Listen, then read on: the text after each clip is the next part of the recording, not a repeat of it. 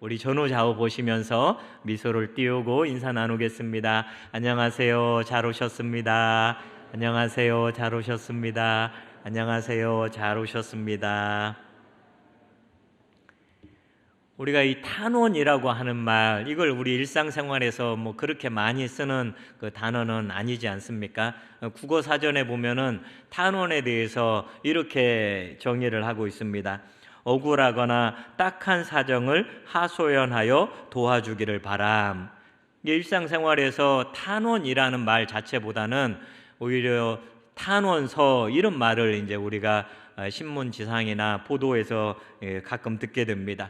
탄원서라는 것은 개인이나 기관이 국가나 또는 공공기관을 상대로 해가지고 억울한 사정을 진술하고 또 선처를 바란다는 내용, 이걸로 구성된 문서, 이걸 이제 탄원서 이렇게 부릅니다. 제가 인터넷에서 한 탄원서를 보았는데요.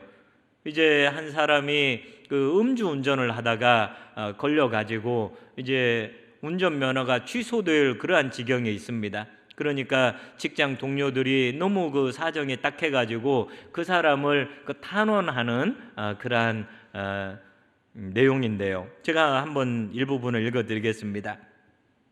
존경하는 심의관님, 주식회사 어디에 근무하고 있는 아무개 씨는 위암 말기 판정을 받은 아내를 병상에 두고 화물 운송업을 하며 근근히 생활을 이어가고 있는 가장입니다. 저희 탄원인들은 아무개 씨와 동거동락하고 있는 직장 상사 및 직장 동료들로 아무개 씨에 대한 선처를 진심으로 바라며 호소합니다. 아무개 씨는 모년 5월 5일 회사 회식을 마치고 아내가 누워있는 병원에 가려고 대리운전기사를 불렀는데 공교롭게도 대리운전기사를 만나기로 한 장소가 큰 길이어서 큰 길까지만 차를 이동시킨다는 것이 그만 음주 단속에 적발되어 혈중 알코올 농도 몇 %로 운전면허 취소 처분 통지를 받았습니다. 화물 운송업 특성상 운전면허가 없으면 회사 생활을 할 수 없는 상황입니다.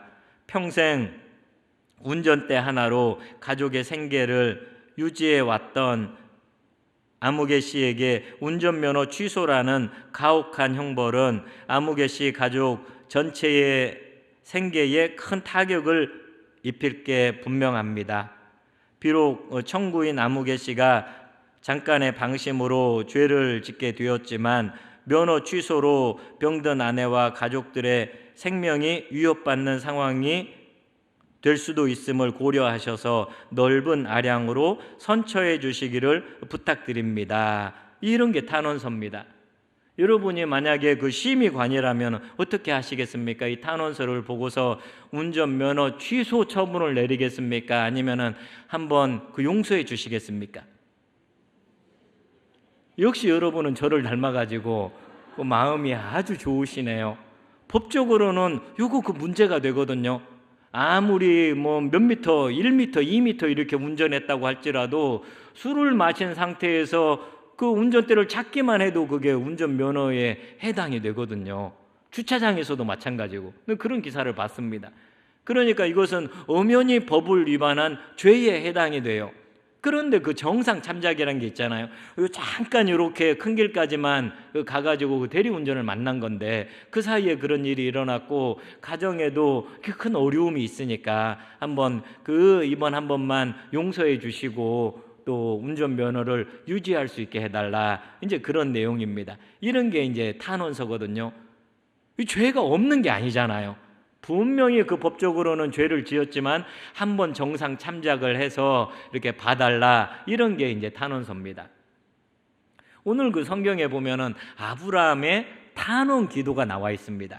소돔과 고모라가 분명히 죄를 지었습니다. 죄를 지어서 심판을 받아야 합니다. 그럼에도 불구하고 하나님 요로 하오니 조금 정상을 참작해서 용서해 주시면 안 되겠습니까? 이제 이런 기도를 드리거든요. 오늘은 아브라함의 탄원 기도, 이런 제목으로 하나님 말씀을 전할 때에 저와 여러분에게 은혜와 도전의 시간이 되기를 주님의 이름으로 축복합니다. 하나님께서 지금 천사 둘을 대동하고 사람의 모양으로 해서 아브라함과 사라를 찾아왔잖아요. 이렇게 찾아온 데에는 크게 두 가지 이유가 있습니다. 하나는 사라를 격려하려고요.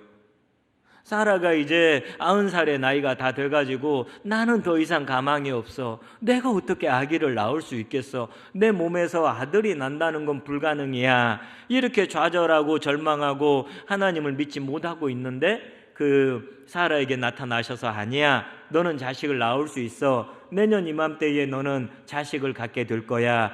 그러면서 믿음을 회복시켜주고 격려하기 위해서 하나님이 사람의 모습으로 오셨고요.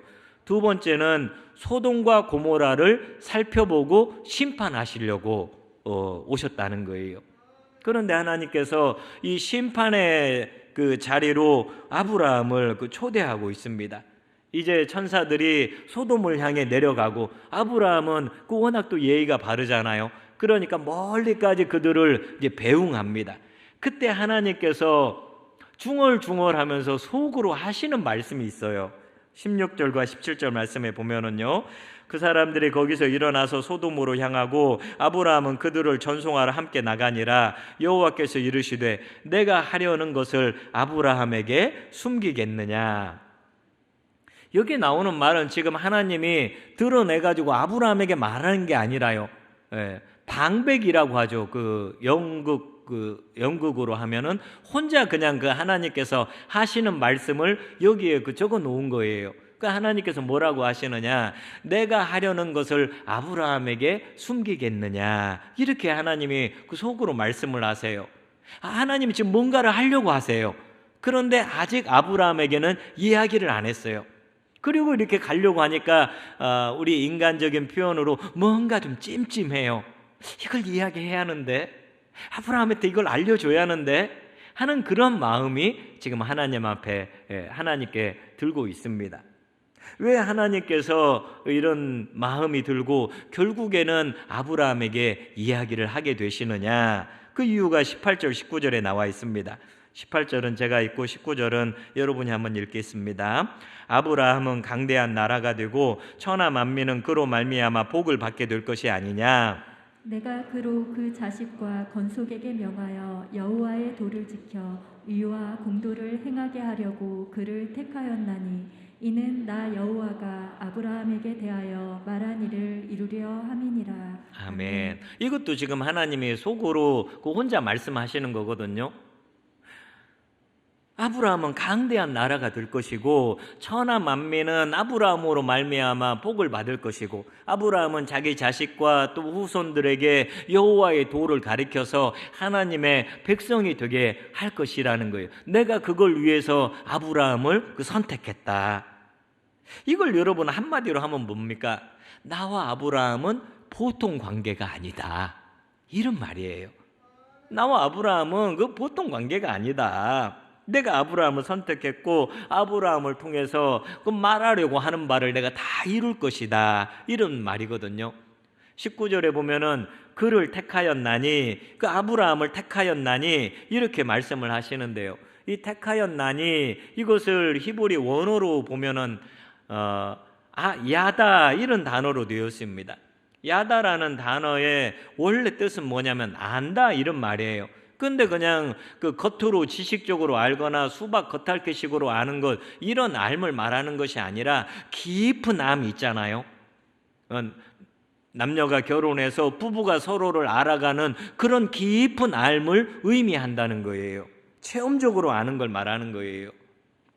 그러니까 하나님께서 내가 아브라함을 안다, 내가 아브라함을 깊이 알고 있다, 나랑 아브라함은 그 보통 관계가 아니다, 나는 아브라함하고 엄청 친하다, 그렇게 하나님께서 지금 말씀하고 있는 거예요. 여러분, 친밀한 관계이면은 그 친밀한 관계 가운데에는 그 비밀이 별로 없잖아요. 비밀이. 여러분도 그 배우자랑 굉장히 친밀하면은 비자금 챙깁니까, 안 챙깁니까? 챙길 필요가 없잖아요. 필요하면 언제든지 내 돈을 내줄 텐데 굳이 챙길 필요 없잖아요.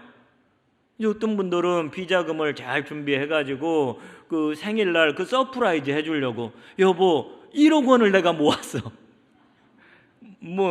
연예인들은 그렇게 하더라고요. 뭐 1억 원을 모아가지고 통장에 넣어가지고 이렇게 그 생일날 주더라고요. 우리는 그렇게 못하잖아요.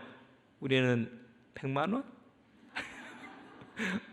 해가지고 뭐 이렇게 하는, 뭐 그렇게 하면은 몰라도 뭐 우리가 이렇게 딴 주머니 차고 어디 뭐 이렇게 하려고 이 비자금을 그 마련하지는 않지 않습니까? 저는요, 이 결혼해가지고 제가 굉장히 기쁜 날이 언제였냐면은 월급 받는 날, 사례비 받는 날이 그렇게 기뻤어요. 내가 이 월급을 받아서 기쁜 게 아니에요. 이 월급을 아내한테 갖다 준다는 것, 이것 때문에 굉장히 그 월급날 흥분이 됐습니다. 그전에는 이제 나 혼자 이렇게 먹고 살다가 이제는 내가 한 여자를 그 목에 살리는 거예요. 얼마나 그 뿌듯합니까, 남자로서. 여자를 내가 이제 목에 살린다 그러면서 월급을 받아가지고 딱 갖다 주는데 막 가슴이 막 터질 것 같은 거예요. 그 뿌듯함에 의해 가지고. 지금도 그러냐고요? 지금 그때만큼은 안 그래요. 지금은 이제 좀 약간 무덤덤해졌지만은 내가 이렇게 돈 벌어가지고 다 이걸 줄 수 있다는 거, 이게 너무 큰 기쁨이었습니다. 여러분, 남편이 언제 상처를 받습니까? 아내가 또 언제 상처를 받습니까? 너무 이거 중요한 일이에요. 분명히 나랑 상의를 해야 하고 이렇게 해야 하는 일인데 그런 걸 하지 않고 그냥 일방적으로 그 일을 처리할 때 굉장히 마음이 상합니다. 남편들은 아내를 이렇게 조금 잘 이해하지 않고 이렇게 혼자 하는 경우가 또 많이 있잖아요. 남편이 뭘 말 안 하고 뭘 이렇게 하는데 보니까 직장을 그만둔 거예요. 그런 건 미리 또 상의를 하고 대책을 세운 다음에 해야 하는데 그냥 막 직장 그만두고 자기 사업하겠다는 거예요. 뭔 사업하는데 당신은 몰라도 돼? 얘기 안 하는 거예요. 또 그러면서 친정에 가서 돈 또 얼마 좀 빌려오라는 거예요. 힘들게 해가지고 빌려다 주면은 뭔가는 힘든 일이 있는 것 같은데 뭔가 안 풀리는 것 같은데 아무 얘기도 안 하다가 몇 년 지난 다음에 몇 억 빚졌다는 거예요. 그러면 얼마나 화가 납니까? 몇 억을 빚진 것 자체도 화가 나지만은 왜 나한테 얘기를 안 하느냐는 거예요. 술 친구들한테는 그 얘기 다 해놓고 왜 나한테는 얘기를 안 하냐? 나는 그냥 밥 해주는 식순이냐? 왜 힘든 일이 있으면 나한테 이야기하고 아픈 일이 있으면 이야기를 해야 하는데 왜 나를 무시하고 비밀로 그렇게 하고 있느냐? 그때 참 섭섭합니다. 나중에 큰 일이 이렇게 밝혀지면은 엄청 그것 때문에 섭섭해요. 그런데 우리 하나님은 우리를 가장 잘 아시고 우리랑 친밀한 분이세요. 그래서 우리 하나님께서는 당신이 하고자 하시는 일을 사랑하는 자에게 알려주신다는 거예요. 의논도 심지어는 하신다는 거예요. 하나님이 지혜가 부족해가지고 어떻게 하면 좋겠니? 내가 뭘 어떻게 해야 할지 잘 모르겠구나. 그래서 물어보는 게 아니잖아요. 하나님이 한번 결정하면은 그건 완벽한 결정일 거예요. 그럼에도 불구하고 하나님께서 하시고자 하시는 일을 백성들에게 알려주고 그러신다는 거예요. 여러분, 이것은 하나님이 아브라함을 얼마나 존귀하게 여기시는가, 그거를 알 수가 있어요. 그냥 아브라함을 하나의 대상물로 또 하나의 피조물로 그냥 하나님 일을 이루어가는 하나의 도구로만 생각한다면 이런 거 상의할 필요 없잖아요. 하나님 하시고 싶은 대로 다 하시면 되잖아요. 그런데도 아브라함에게 오셔가지고 마치 친구에게 자기가 뭘 하려고 그러는데 이거에 대해서 어떻게 생각하니? 이걸 물어보는 것처럼 그렇게 물어보신단 말이에요. 예수님이 제자들에게 이렇게 말씀하신 적이 있거든요. 요한복음 15장 15절에 보면은 이제부터는 너희를 종이라 하지 아니하리니 종은 주인이 하는 것을 알지 못함이라. 그 다음에 같이 한번 읽어보겠습니다. 너희를 친구라 하였노니 내가 내 아버지께 들은 것을 다 너희에게 알게 하였습니다. 아멘. 여기 보니까 예수님이 둘러앉은 제자들을 향해서 너희는 종이 아니야, 너희는 노예가 아니야, 너희는 나의 친구야. 왜 그런 줄 알아? 종이나 노예는 주인이 하는 걸 알지 못해. 주인이 여러분 무슨 일을 할 때 종에게 이렇게 하는 거에 대해서 어떻게 생각하냐 안 물어보잖아요. 다 그냥 주인 마음대로 결정해놓고 너 이거 해라 하면 그거 하는 건 아닙니까? 그런데 친구기 때문에 우리 예수님께서 제자들에게 다 모든 것을, 내가 내 아버지께 들은 것을 다 너희에게 알게 하였습니다. 감추지 않고, 천국 비밀을 꽁꽁 싸매고 두지 않고 그걸 다 이렇게 공유하고 알려주셨다는 거예요. 사랑하는 여러분, 우리 하나님께서, 우리 예수님께서 저와 여러분을 친구처럼 여겨주시는 줄을 믿으시기를 바랍니다. 그만큼 우리를 소중하게 여기시는 거예요. 너무 귀하게 친구처럼 여겨주시니까 우리 주님께서는 모든 것을 다 알려주신다는 거예요. 또한 아브라함에게 이렇게 알려주신 데에는 막상 그 일이 일어났는데 아브라함이 그걸 모른다고 생각을 해보세요. 어느 날 갑자기 하늘에서 불이 떨어져가지고 자기 옆 동네를 불태운다고 생각해봐요. 얼마나 그 두려움에 사로잡히겠습니까? 하나님께서는 아브라함에게 걱정하지 마. 이 불 떨어지는 것은 바로 나의 계획이고 나의 섭리 속에서 일어나는 일이야. 너는 두려워할 필요가 없어. 그러기 위해서 알려주시는 거예요. 요한복음 16장 33절에 보면은요, 이것을 너희에게 이르는 것은 너희로 내 안에서 평안을 누리게 하려 함이라. 세상에서는 너희가 환난을 당하나 담대하라. 내가 세상을 이기었노라. 예수님이 미리 알려주시는 이유가 뭐냐? 내 안에서 평안을 누리게 하려 함이니라. 너희가 세상에 살다 보면 환난 당할 수 있어. 예수 믿는다고 어려움 당할 수 있어. 하지만 담대해. 왜냐하면 내가 세상을 이기었기 때문이야. 너희도 세상을 이길 거야. 사랑하는 여러분, 하나님은 우리를 이렇게 친밀하게 친구로 여겨주시면서 말씀을 통해 우리에게 알려주십니다. 모든 것이 하나님의 계획 아래에 있는 일이라고, 모든 것이 하나님의 통치와 섭리 아래에 있는 일이라고 알려주세요. 예수님이 말세에 대해 알려주신 이유도 뭐겠어요? 말세에 대해 알고 말세가 오면 어떻게 해요? 무서워, 두려워, 이렇게 하라는 것이 아니라 이 말세에 일어날 모든 일들도 하나님의 통치 아래에 있다는 거예요. 그것을 미리 알려주시고 너희는 그것 때문에 두려워하지 말라는 거예요. 모든 일들은 하나님의 계획 안에 일어난다는 겁니다. 저와 여러분이 우리를 친구로 불러주시고 친구로 불러주셨기 때문에 우리에게 모든 것을 알려주시는 이 하나님 한 분을 온전히 신뢰할 수 있기를 주님의 이름으로 축복합니다. 하나님이 소돔과 고모라에 대한 심판 계획을 이제 아브라함에게 알려주시잖아요. 20절과 21절에 보면은요, 여호와께서 또 이르시되 소돔과 고모라에 대한 부르짖음이 크고 그 죄악이 심히 무거우니 내가 내려가서 그 모든 행한 일이 과연 내게 들린 부르짖음과 같은지 그렇지 않은지 내가 보고 알려 하노라. 그러니까 하나님이 소돔과 고모라를 심판하기로 하셨는데 이게 즉흥적인 그 심판이 아니잖아요. 부르짖음이 하나님의 귀에 들렸다는 거예요. 여기 부르짖음이라고 하는 것은 누가 부르짖는 걸까요? 누군가가 그 부르짖는 건 아니겠어요? 이 부르짖음이라고 하는 단어가 가인이 아벨을 죽이고 난 다음에 사용된 단어입니다.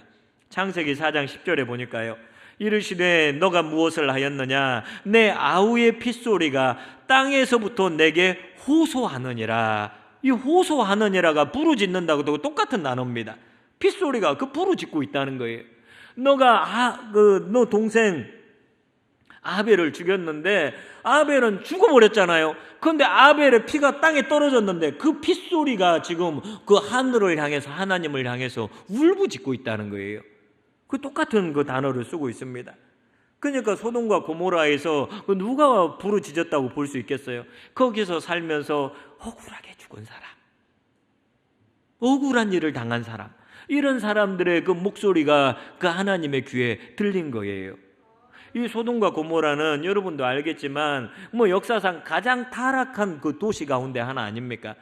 정상적인 그 기능이 작동되지 않는, 완전히 그 성적으로 타락하고 또 그 성적인 쾌락을 추구하는 이런 그 동성애가 만연한 그런 곳이었고, 양육 강식의 그런 사회였고, 가정이 완전히 파괴되는 그런 곳이 이 소돔과 고모라입니다. 그 부르짖음만 들어도 하나님이 정말 이 도시는 몹쓸 도시구나 그렇게 생각하셨을 텐데 그걸 다 아시잖아요. 그런데도 하나님께서 쉽게 요즘 말로 하면 실사를 나가십니다. 실사. 직접 가서 내가 한번 봐야겠다. 물론 직접 가서 안 보셔도 다 알지만은 우리 하나님께서 약간의 그 유예 기간을 두시면서 또 우리가 이해하기 편하도록 그렇게 표현하고 있습니다. 이런 하나님의 계획에 대해서들은 그 아브라함이 어떻게 반응을 합니까?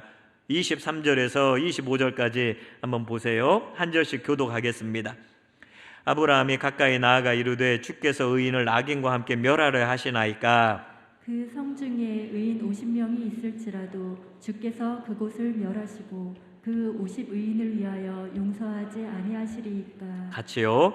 주께서 이같이 하사 의인을 악인과 함께 죽이심은 부당하오며 의인과 악인을 같이 하심도 부당하니이다. 세상을 심판하시는 이가 정의를 행하실 것이 아니니이까. 아멘. 그 하나님의 소돔 고모라 멸망 계획에 대해서 아브라함이 뜻밖에도 브레이크를 겁니다.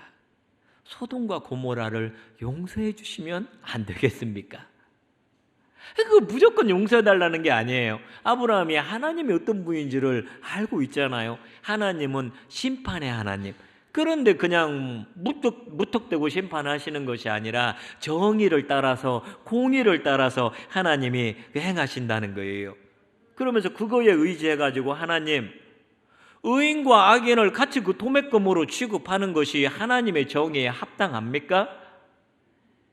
비록 거기에 악인이 있다 할지라도 의인이 있으면 의인은 살려야 하는 것 아닙니까? 이렇게 이야기하는 거예요. 여러분이 아브라함의 논리가 어떻습니까? 맞는 것 같지요? 그런데 아브라함이 이렇게 말하면 정말 맞을 거예요. 하나님, 거기에는 의인이 있습니다. 그러니 의인은 살려야 하지 않겠습니까? 이렇게 말하면 맞아요. 아브라함이 뭐라고 그래요? 거기에 의인이 있지 않습니까? 그러니까 그 도시를 살려주세요. 악인까지도 같이 살려달라고 이야기하는 거예요. 이게 이제 논리적으로 따지면 말이 안 되는데 하나님이 너 그거 좀 이상하다 논리가 이렇게 하지 않으시고 그 이야기를 그냥 하나님이 들어주세요. 아브라함은 지금 어떻게 하든지 소돔이 망하지 않기를 바라고 있어요. 그럼 아브라함은 소돔이 얼마나 악한지를 몰라서 그러느냐? 아니에요. 너무나 잘 알아요. 이웃 동네이기 때문에. 아브라함이 그 소돔과 고모라가 악한 것을 너무나 잘 알고 있어서 하나님께 안 물어보잖아요. 하나님, 소돔과 고모라가 뭔 그렇게 큰 죄를 지었습니까? 안 물어보잖아요. 다 알고 있으니까. 그럼 멸망해도 싼 그런 도시라는 것을 그 아브라함도 알아요. 그런데 거기에 의인도 살고 있기 때문에 의인을 살려주시고 의인을 살려주시면서 악인도 같이 살려주세요. 이렇게 말하고 있는 겁니다. 여러분, 하나님이 한번 결정하면 그 결정에 문제가 있겠습니까? 없겠습니까? 문제가 없어요. 우리 생각에는 이런 문제가 있을 것 같고 저런 문제가 있을 것 같지만은 하나님이 한번 결정 내리면은 거기에는 문제가 없어요. 하나님이 한번 한 결정에 대해서 그걸 이렇게 번복한다든지 뭐 거기에 대해서 다른 의견을 말한다든지 그럴 필요가 없거든요. 사실 한 나라의 대통령이 네 이거 하겠습니다 이렇게 결정하고 나면은 그 부작용이 따르더라도 그걸 이렇게 막 하잖아요. 부작용 따른다고 자기가 한 말을 금방 안 하겠습니다 이렇게 하지는 않잖아요.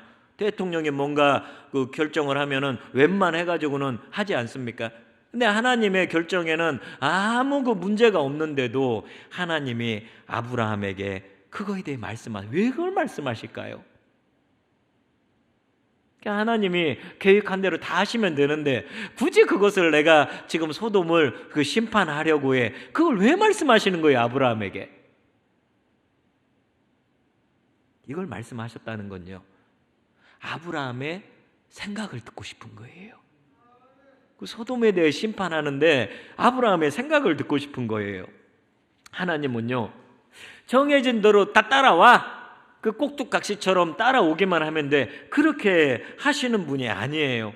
하나님은 우리에게 자유의지를 주시고 우리가 행할 수 있도록 이렇게 하십니다. 하나님께서 천지 만물을 창조하시고 아담과 하와를 만드신 다음에 뭐라고 하십니까? 너는 이제 구경만 하고 있으면 돼. 가만히 앉아 있어. 그렇게 안 하셨잖아요. 창세기 1장 28절에 보면은 하나님이 그들에게 복을 주시며 그들에게 이르시되 생육하고 번성하여 땅에 충만하라. 그 다음에 뭐라고 해요? 땅을 정복해라. 바다의 물고기와 하늘의 새와 땅에 움직이는 모든 생물을 다스리라 하시니라. 이게 하나님 하시는 일이에요. 하나님이 통치하시는 일이에요. 그걸 누구에게 줍니까? 아담과 하와에게 그 일을 맡긴단 말이에요. 하나님이 통치자인데 하나님이 하실 일을 아담과 하와에게 맡겨서 네가 그것을 다스려 봐라, 이렇게 말씀하고 있는 거예요. 사랑하는 여러분, 저와 여러분은 하나님의 통치권을 받은 대리 통치자인 줄을 믿으시기를 바랍니다. 하나님이 아브라함을 그 심판의 자리로 초대하고 있는 거예요.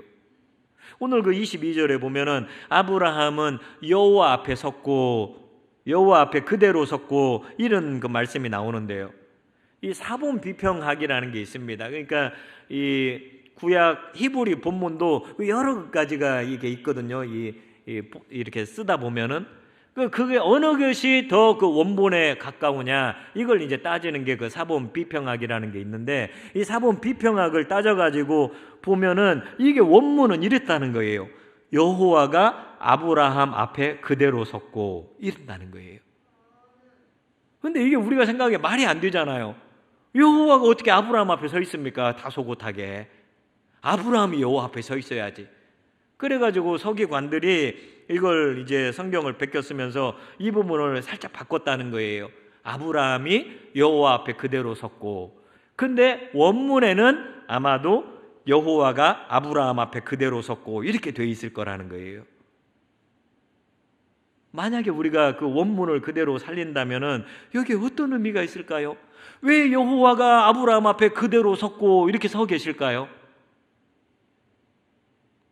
이건요, 하나님이 지금 아브라함에게 재판장의 역할을 양도하고 계시다, 이렇게 볼 수 있는 거예요. 아브라함아, 너가 한번 소돔과 고모라의 재판장이 되어서 한번 재판해 보아라. 여러분, 이건 놀라운 일 아닙니까? 하나님이 한번 마음 먹으시고 그대로 행하시면 돼요. 뭐 굳이 이 아브라함에게 그 물어볼 필요가 뭐 있습니까? 사람의 의견을 들을 필요가 뭐 있습니까? 그대로 그냥 하나님이 그 뜻대로 하면은 그 공의로운 재판이 될 텐데, 그럼에도 불구하고 하나님께서 아브라함에게 그 권한을 주시면서 참여하게 하세요. 여러분, 예수님께서 베드로에게 이런 말씀하신 적이 있습니다. 마태복음 16장 19절에 보면은 내가 천국 열쇠를 내게 주리니 내가 땅에서 무엇이든지 매면 하늘에서도 매일 것이요 내가 땅에서 무엇이든지 풀면 하늘에서도 풀리리라 하시고, 여러분, 땅에서 매면 어디서 매요? 하늘에서도 매이고, 땅에서 풀면 하늘에서도 풀리고, 땅에서 허용하면 하늘에서도 허용이 되고, 땅에서 허용하지 않으면 하늘에서도 허용이 안 된다는 거예요. 여러분, 하나님께서는 우리 교회와 성도들에게 중요한 결정을 하게 하시고 그 결정을 인정해 주신다는 말씀이에요.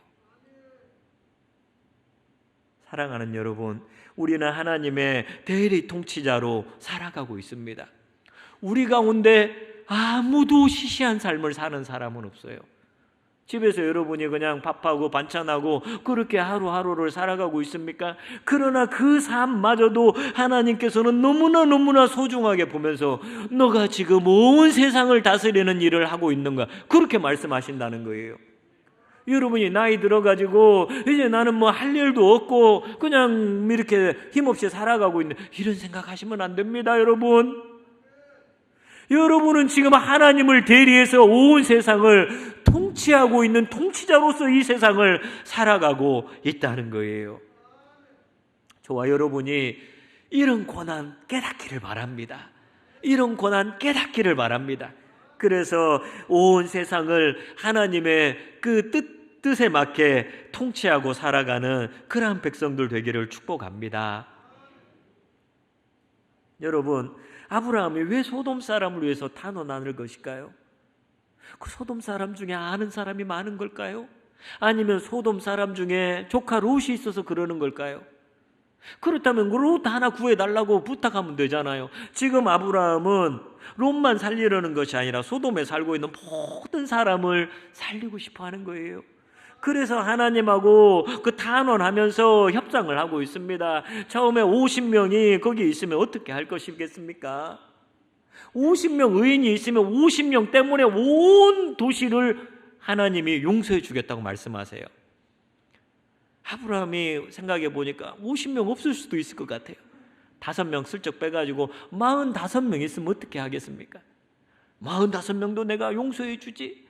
40명 있으면 어떻게 하겠습니까? 30명 있으면 어떻게 하겠습니까? 20명 있으면 어떻게 하겠습니까? 10명 있으면 어떻게 하겠습니까? 아브라함도 이제 10명 이하로는 안 내려가요. 그 10명이 마지노선으로 해가지고 10명 있으면 어떻게 하겠습니까? 뜻밖에도 하나님은 화 한 번 내지 않으시고 10명 있으면 내가 온 도성을 내가 심판하지 않고 용서해 주지, 이렇게 말씀하셔요. 여러분이 뭘 사러 이제 어디를 가게를 갔다고 해봅시다. 그 가격표를 보니까 10만 원짜리예요.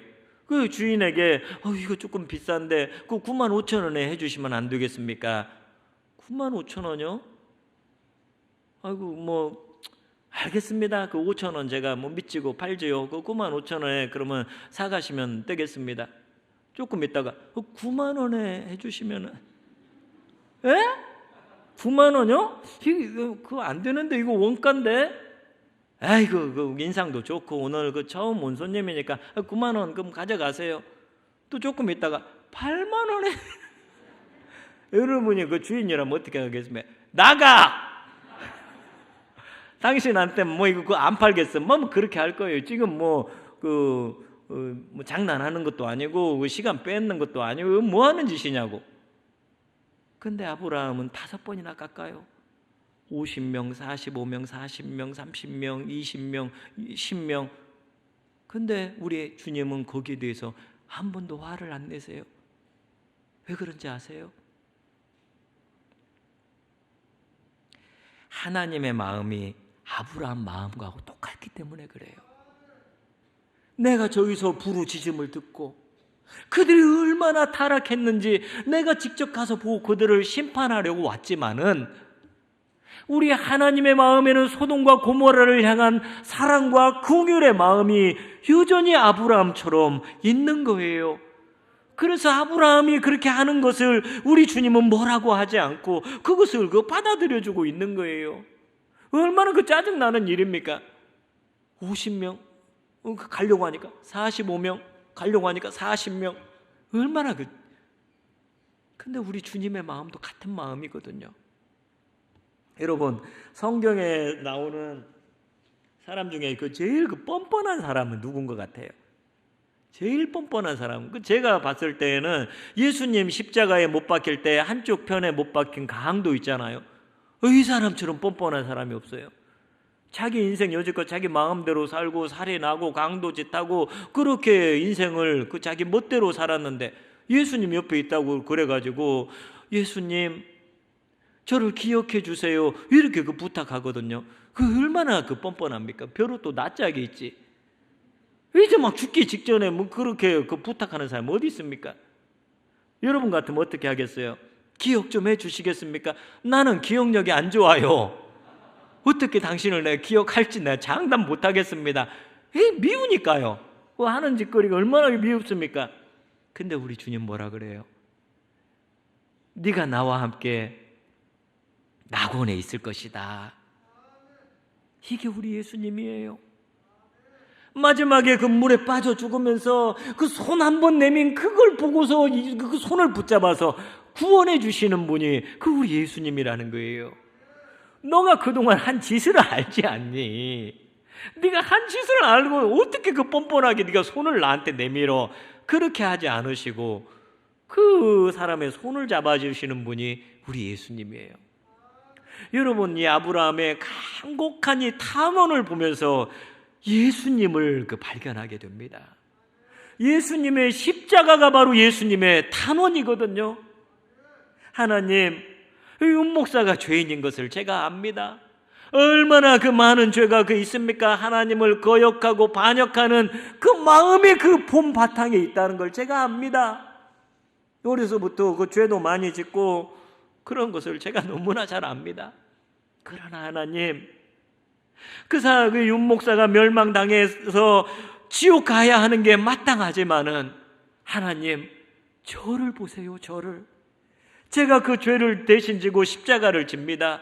제가 윤목사 대신에 모든 죄를 걸머지고 피를 흘렸습니다. 윤목사를 보지 마시고 저를 보시고 윤목사를 용서해 주시면 안 되겠습니까? 그래서 우리 하나님이 저를 용서해 주신 거예요. 여기에 앉아있는 여러분 다 마찬가지입니다. 우리 주님께서 십자가에서 여러분을 위해 탄원하셨기 때문에 저와 여러분이 하나님 앞에서 의인으로서 나아갈 수가 있게 됐다는 거예요. 우리는 예수님의 탄원을 맛본 자들이에요. 우리 예수님이 지금도 우리를 위해서 중보기도 하는 그 기도를 먹고 있는 자들입니다. 그래서 저와 여러분이 오늘도 이 자리에 나와서 예배하고 있는 줄을 믿습니다.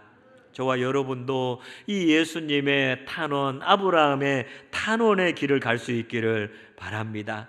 세상이 썩었다고 그래서, 누군가 악하다고 그래서 너무 함부로 정죄하고 욕하지 않기를 바랍니다. 망해도 괜찮다 이런 생각하지 않기를 바랍니다.